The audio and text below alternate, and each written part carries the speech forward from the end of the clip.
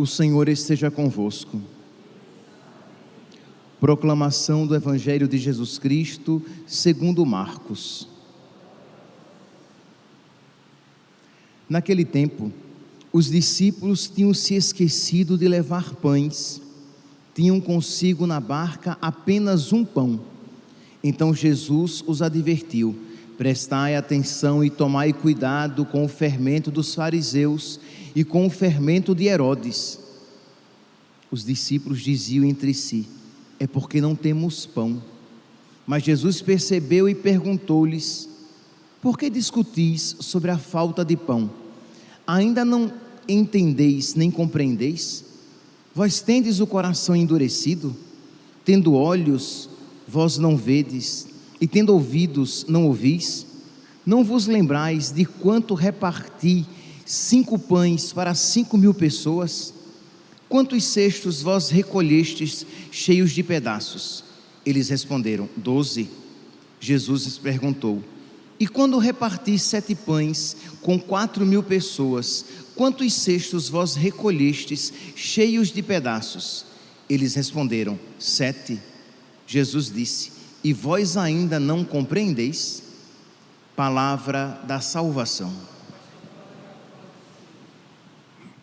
Mas nós, meus santos, hoje vivemos num mundo em que Deus e a religião têm pouco valor, em que muitas vezes são encarados como histórias da carochinha, como um folclore, como um dado cultural, mas não com o peso que merece ter, isto é, do Deus que existe e que espera de nós uma resposta, que espera que nós o abracemos com toda a nossa vida e com todo o nosso coração. Pois bem, então, que nós tenhamos em mente na missa de hoje essa necessidade. E aqui, quando eu falo de rezar pelo Ocidente, que se tornou bárbaro, que se tornou avesso ao cristianismo, avesso ao Evangelho, nós não precisamos ficar pensando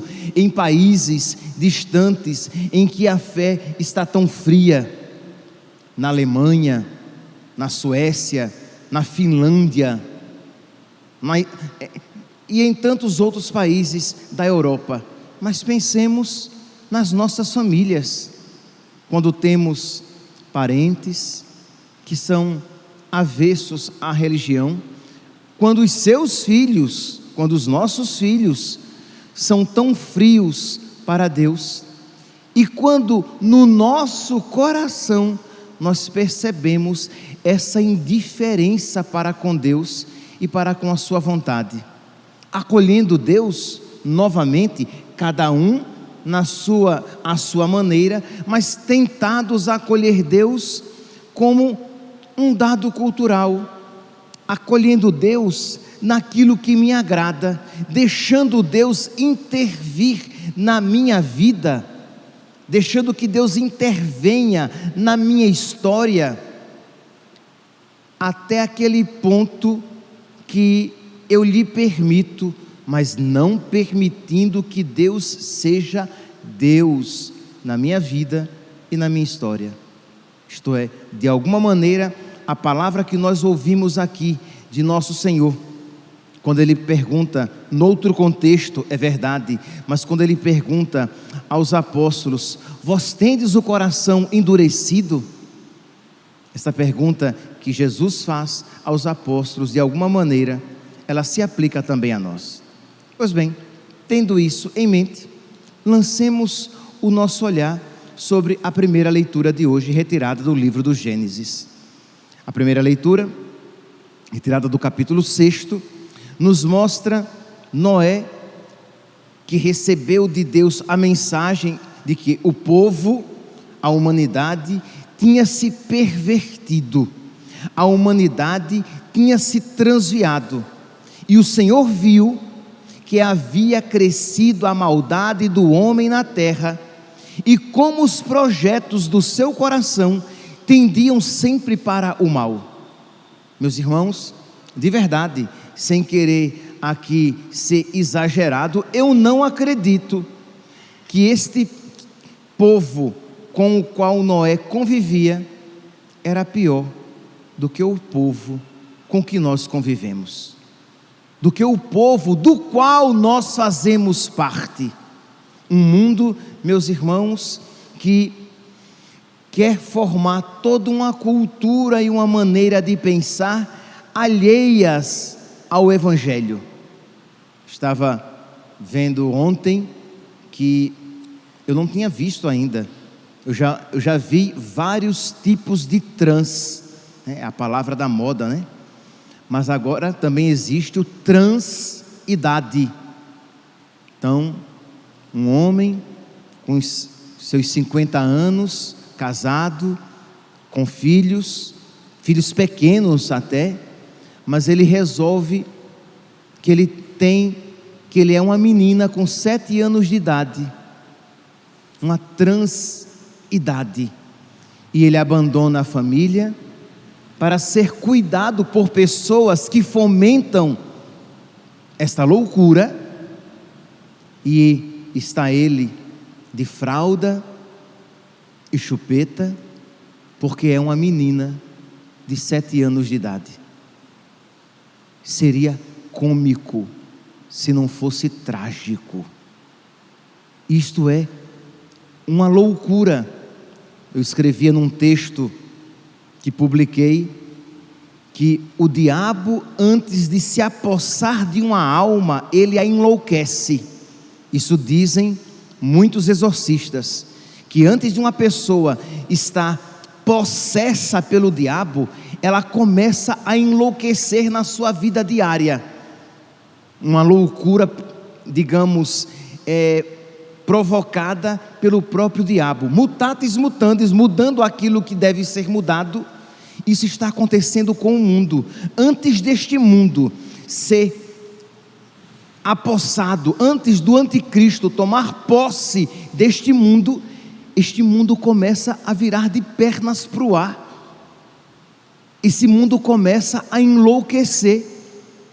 E nós vemos e dizemos: eu não acredito que as pessoas não estão vendo que isso é loucura, que isto é um desatino, que isso não tem lógica, e que isso não vai dar certo, que o fim disso será a catástrofe, a destruição. Mas isto que eu estou dizendo é quase crime.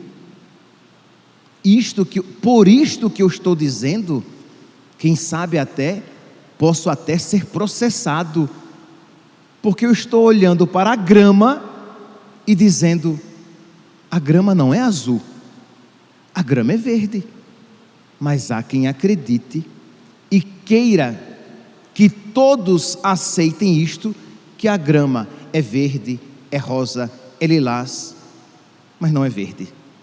Isto é, aquilo que está diante dos meus olhos, aquele homem de 50 anos, não é uma menina de 7, e está de fralda e chupeta, é ridículo.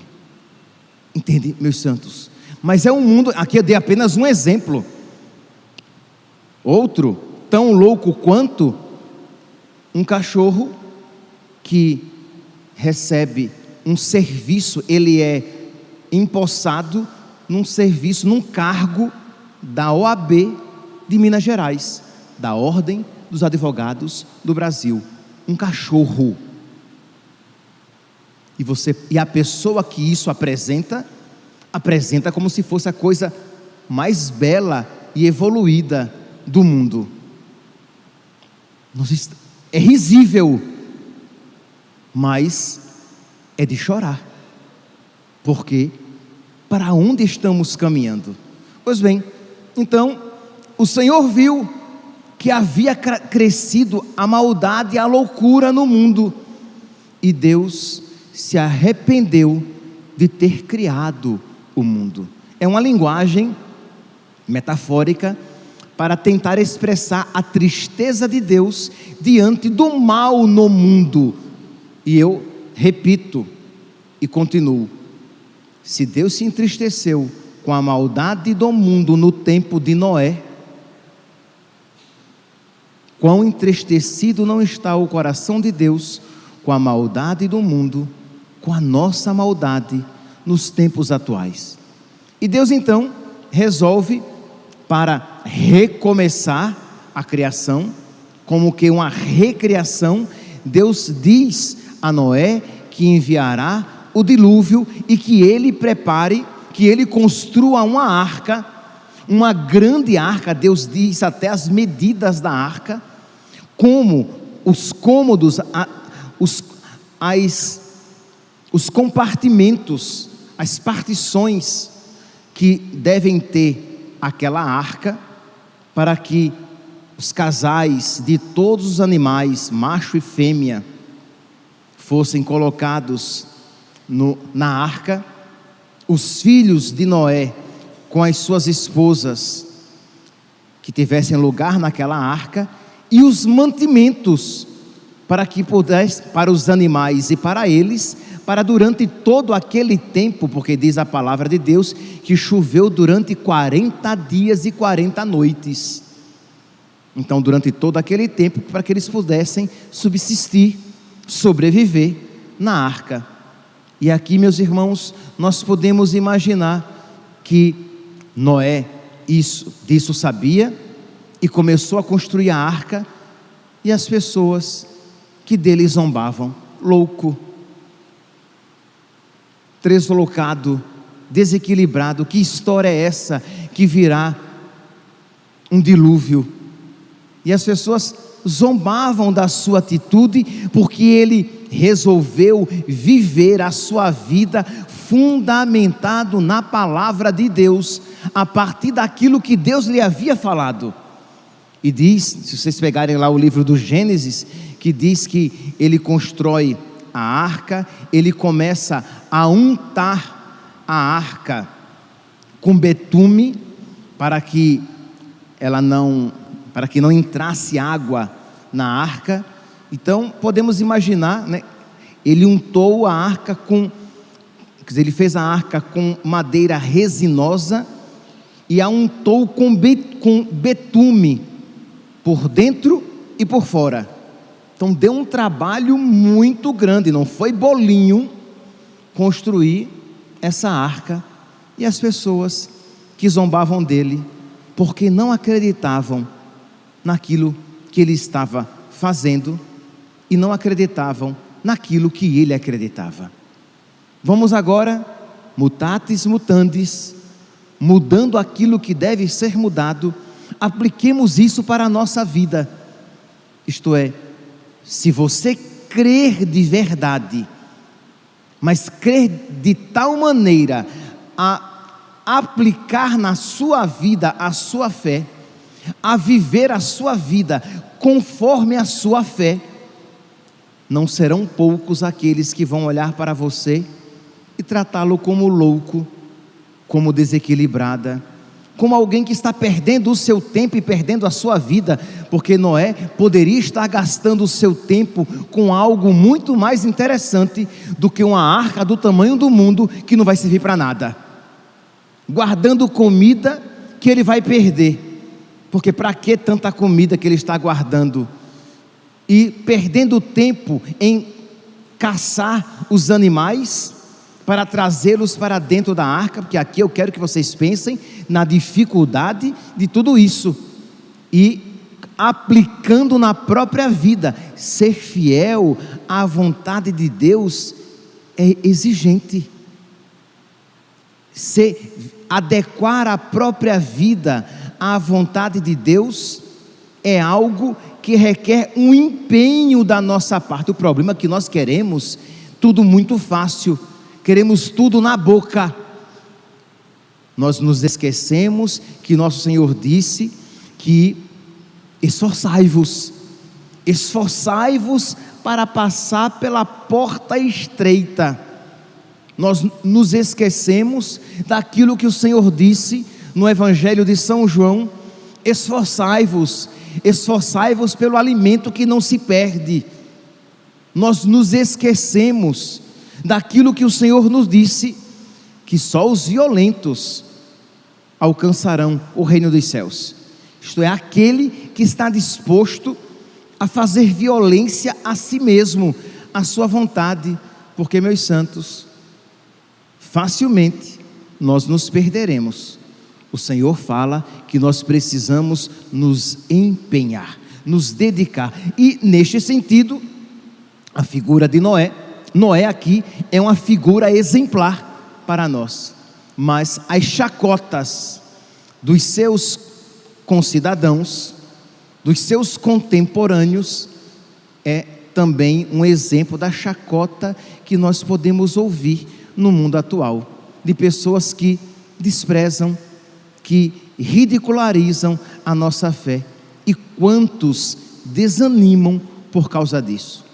Então aqui, meus irmãos, nós precisamos pedir a Deus que nos conceda a perseverança, que nos conceda a fortaleza, que nos conceda a graça de continuar, de nós não nos cansarmos de fazer o bem, como aconselha São Paulo: não vos canseis de fazer o bem, porque começar bem é fácil, continuar bem e terminar bem é diferente. Então, que nós tenhamos começado uma boa obra, ok, mas será salvo quem perseverar até o fim, diz o Senhor. Pois bem, então está ali Noé se gastando, e as pessoas rindo da sua atitude, não da sua loucura. E eu dizia que isso de alguma maneira se aplica ao mundo atual. As pessoas riem da nossa fé. E aqui, meus santos, quando eu aqui, e é sempre bom enfatizar, quando eu dou um exemplo drástico das pessoas lá fora, nós não podemos esquecer de que existe um homem velho dentro de nós, que tende a rir da fé, isto é, quando a palavra nos é proclamada, quando a homilia ela é feita, existe um homem velho, uma mulher velha dentro de nós, que não querem levar a sério esta palavra, que querem interpretá-la como um exagero retórico da parte do padre, ou um exagero histórico. Isso aqui antigamente era aplicável, hoje em dia não. Então cuidado para nós, sem percebermos até, não estarmos rindo da palavra de Deus, e com isso, caminhando para a própria condenação. Eu já aqui falei para vocês a respeito daquele conto do palhaço, que o filósofo Kierkegaard conta, está no livro, o Papa Bento XVI, no livro Introdução ao Cristianismo, logo no capítulo 1, ele conta a respeito disso. Ele nos relata este conto. Ele diz que um circo itinerante para numa cidade da Dinamarca e anuncia que vai ter espetáculo, e todos os participantes, os componentes do circo começam a se aprontar, mas um incêndio grande acontece no circo, e ele vai, por causa do vento e do mato seco, era verão, por causa do vento, aquele fogo estava indo para a cidade, e o diretor do circo quem ele encontra primeiramente é o palhaço, que já está maquiado, já está vestido de palhaço, mas é quem ele encontra, e o diretor do circo diz: corre, vai para a cidade e avisa que o incêndio está chegando. E diz que o palhaço, é claro, imagine se ele ia tirar a roupa de palhaço, tirar a maquiagem de palhaço, para anunciar aquela tragédia que se aproximava. O palhaço corre, e quando chega à cidade, o palhaço grita, dizendo que o fogo, que um incêndio aconteceu no circo e estava chegando na cidade, e as pessoas riem, e acham interessante aquela apresentação do palhaço. Era marketing. Não, deve ser marketing, ele está fazendo isso para que nós acreditemos, e à noite nós todos estejamos lá no espetáculo. E quanto mais o palhaço tentava convencê-los, mais eles riam. E diz aqui, mas, escreve o Papa Bento XVI, mas os habitantes viram nos gritos do palhaço apenas um belo truque de publicidade, que visava levá-los em grande número às apresentações do circo. Aplaudiam e morriam de rir. Como é engraçado, mas não é crível. Como é bonito, né? Como ele interpreta bem, mas não é factível. Isso que ele está dizendo não deve ser levado a sério. Podemos até admirar, podemos até achar interessante os seus recursos retóricos, a sua eloquência, a sua arte, mas não colocá-la na prática da vida. E diz aqui que o palhaço fez de tudo para convencer as pessoas de que não se tratava de uma representação, de que não era um truque, e sim um apelo da maior seriedade. Tratava-se realmente de um incêndio, mas a sua insistência só fez aumentar os risos. Achavam excelente a sua performance, até que o fogo avançou e de fato chegou à vila. E aí já era tarde, e o fogo acabou destruindo não só o circo, como todo o povoado. Então, às vezes, meus santos, os sacerdotes, os ministros de Cristo, são como que esse palhaço. As pessoas veem, podem até admirar alguns aspectos da sua performance, mas não levam a sério a palavra de Deus. Quando os sacerdotes dizem, fundados na palavra de Cristo, que um dia nós seremos julgados pelas nossas escolhas.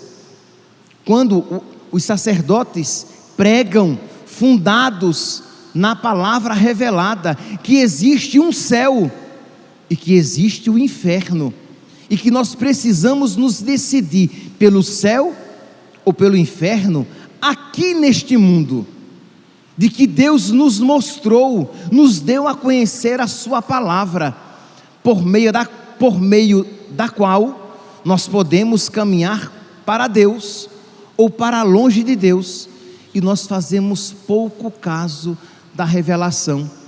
E com isso, meus santos, pode ser que nós não estejamos rindo de fato, mas as nossas atitudes isso representam. Quando você, que sabe que o domingo é um dia de preceito, e você não modifica a sua vida para guardar o domingo, o dia do Senhor. Quando você sabe que Cristo fundou uma igreja e que a esta igreja foram confiados os sacramentos, e você não se aplica para recebê-los o mais frequentemente possível. A Eucaristia, a confissão, quando foi a sua última confissão? Ela foi bem feita? Será que você tem feito uso das armas espirituais que Deus lhe concedeu? O tempo da quaresma está se aproximando, mas o mundo está se preparando para o carnaval. E você está se preparando para a quaresma? Porque o mundo se empenha para perder-se com muita convicção, e nós nos preparamos para o céu com muita languidez, mornidão, frieza e indiferença, se é que para o céu nos preparamos.